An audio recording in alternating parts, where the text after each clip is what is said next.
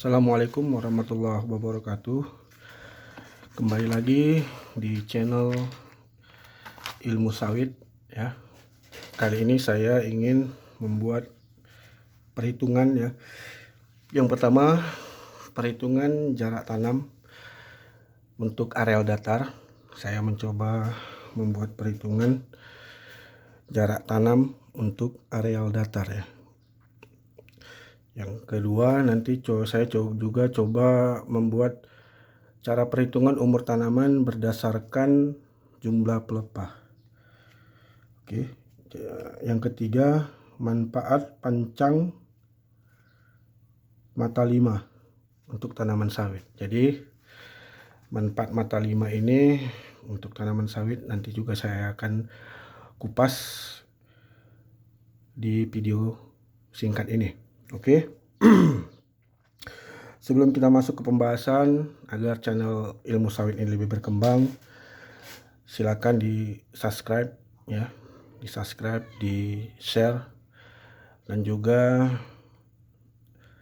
jika video ini bermanfaat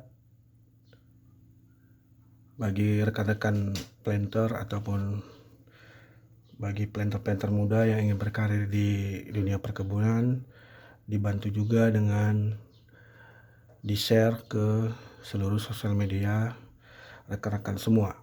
Oke, kita coba masuk ke poin pertama, perhitungan jarak tanam. Perhitungan jarak tanam untuk areal datar. Ya, perhitungan jarak tanam untuk areal datar. Oke. Jadi berdasarkan populasi per hektar. Ini berdasarkan populasi per hektar cara perhitungannya.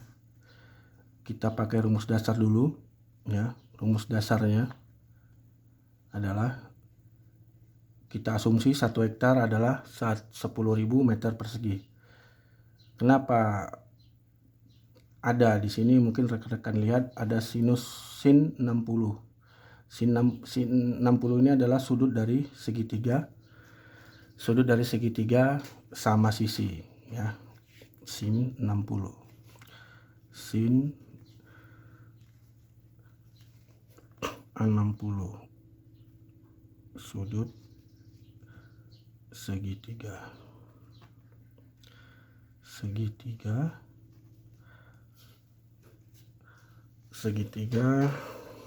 sama sisi. Oke. Jadi rumus dasarnya ini bisa dilihat ya, rumus dasarnya. Kita coba mencari dari mana datangnya.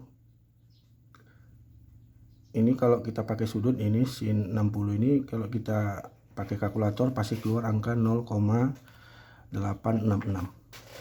Ya, kita keluar angka 0,866. Nih. Oke, kita cari dasar ya, dari mana datangnya 0,866. Jadi 0,866 ini datang dari ini, dari gambar segitiga sama sisi ya. Ini saya asumsikan A, B, C. Yang kita cari adalah B. Jadi kita memakai rumus Pythagoras ya. Rumus Pythagoras, kita pakai rumus Pythagoras. Jadi rumus Pythagorasnya adalah C kuadrat sama dengan A kuadrat ditambah B kuadrat. Nih, bisa dilihat. A kuadrat tambah B kuadrat. Jadi untuk menghilangkan kuadrat ini, C sama dengan, kita akan munculkan akar. C sama dengan akar A kuadrat tambah B kuadrat. Oke, di sini kita lihat, masuk lagi kita ini, C di sini saya buat 1 ini karena dia penuh ya.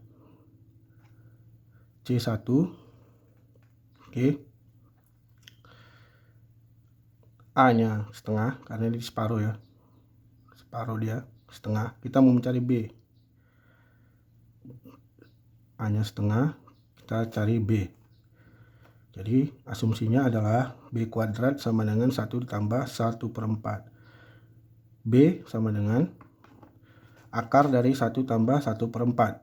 B sama dengan akar 1 ini kita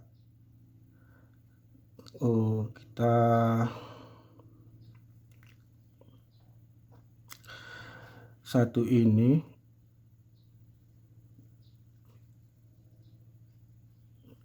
kita buat dia oke, sorry ini salah saya.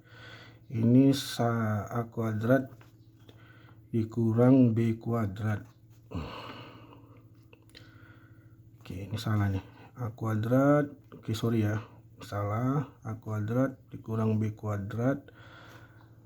Oke, ini dia berarti 1 dikurang 1/4 berarti di 4/4.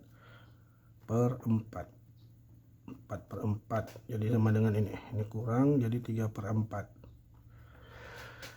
Oke, sorry saya salah ya. Oke, jadi akar 3/4 adalah 0,866. Oke, itu dia. Oke, masuk kita ke berikutnya. Jadi SPH tersebut udah dapat kita dasarnya, jadi kita masuk ke SPH. Jika SPH 135 pokok, jadi kita mau tanam dalam 1 hektar itu 135 pokok populasinya. Jadi didapat populasi 135 pokok. Oke, ini dasarnya. Ini dasarnya, ini hasilnya, bisa dilihat. Ini hasilnya. Hasil perhitungannya.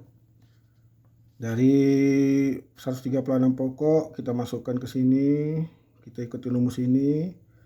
Hasilnya didapat ini 10.000 dibagi ini 0,886 kali 136 pokok. Hasilnya 10.000 meter persegi dibagi 117 hasilnya nih. Ini kita dapat utara selatan. Jadi utara selatannya sudah kita dapat nih. Utara selatan. Oke, utara selatan. Utara selatan yang sudah didapat. Bisa dilihat ya, ini utara selatan. Kita cari, sekarang kita masuk ke jarak antar barisan, berarti timur barat, jarak antar barisannya. Jarak antar barisan. Oke. Ini jarak antar barisan, kita coba cari ya. Jadi cara mencari jarak antar barisan itu ini. Kita dilihat cara mencari jarak antar barisan. Oke, timur barat sama dengan utara selatan dikali 0,866. Utara selatannya tadi 9,21 meter dikali 0,866 sama dengan 7,97 meter. Itu jarak tanamnya. Jadi untuk populasi 136 pokok, dia jarak tanamnya 9,21 dikali 7,97 meter. Itulah dia dapat populasi 136 pokok. Oke, ini kita perhitungannya populasi per hektar sama dengan 10.000 meter persegi dibagi 9,21 meter dikali 7,97 meter. Ini hasilnya.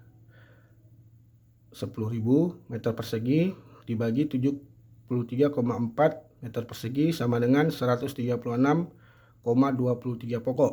Ini populasinya. Oke. Jadi itu tadi pembahasan pertama. Kita masuk ke pembahasan kedua ya. Pembahasan kedua perhitungan umur tanaman berdasarkan jumlah pelepah ya. Ini nanti akan saya buatkan video juga di lapangan. Bagaimana cara perhitungannya, nanti kita akan buat video di lapangan. Jadi rumus dasarnya adalah kita berasumsi jumlah spiral pelepah ya. Misalnya jumlah spiral pelepah selama dari mulai awal tanam sampai dengan panen itu 30 spiral yang sudah ada muncul ya. Kita asumsi, kita sama-sama tahu satu spiral adalah 8 pelepah. Jadi populasi pelepas sawit dalam 1 tahun kita buat itu rata-rata dia 20 pelepah. Dia bisa menghasilkan pelepah dalam 1 tahun. Jadi tanaman sawit bisa menghasilkan jumlah pelepah dalam 1 tahun adalah 20 pelepah. Ya, 20 pelepah dia bisa menghasilkan. Jadi perhitungan umur tanaman adalah jumlah spiral dikali spiral pelepah dibagi produksi pelepah per tahun. Jadi tadi kita buat 30 dikali 8 dibagi 20. 20 ini adalah jumlah pelepah per tahun ya yang dihasilkan. Berarti 240 dibagi 20 spiral dengan 12 tahun. Jadi umurnya kalau kita berasumsi ini umur tanaman sawit adalah 12 tahun. Nanti ini akan kita buatkan video ya khusus untuk perhitungan umur tanaman yang poin kedua ini akan saya buatkan video yang nanti di lapangan. Oke, kita masuk yang ketiga.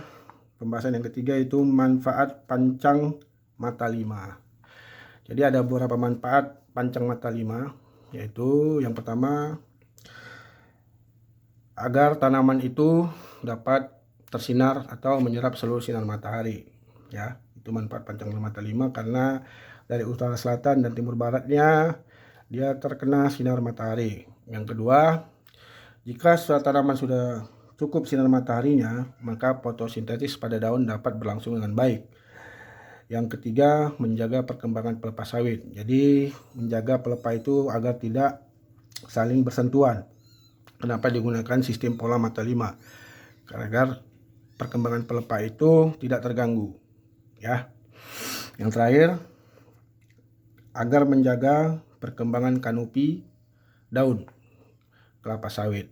Karena daun kelapa sawit ini perkembangan kanopinya membulat seperti payung ya. Kalau bisa kita pakai drone itu nampak kanopi dari tanaman sawit ini membulat seperti payung. Karena dia posisinya membulat, maka dia cepat menyerap sinar matahari. Oke. Saya rasa itu video dari saya untuk kali ini. Mudah-mudahan bermanfaat bagi rekan-rekan semua, bagi rekan-rekan planter semua. Mudah-mudahan video ini bermanfaat. Jika video ini bermanfaat, silakan di-share ya, dibagi di sosial media kawan-kawan semua. Saya rasa itu dari saya. Mudah-mudahan bermanfaat. Jika ada pertanyaan, silakan komen di kolom komentar. Saya sudahi dengan Assalamualaikum warahmatullahi wabarakatuh. Salam planter Indonesia.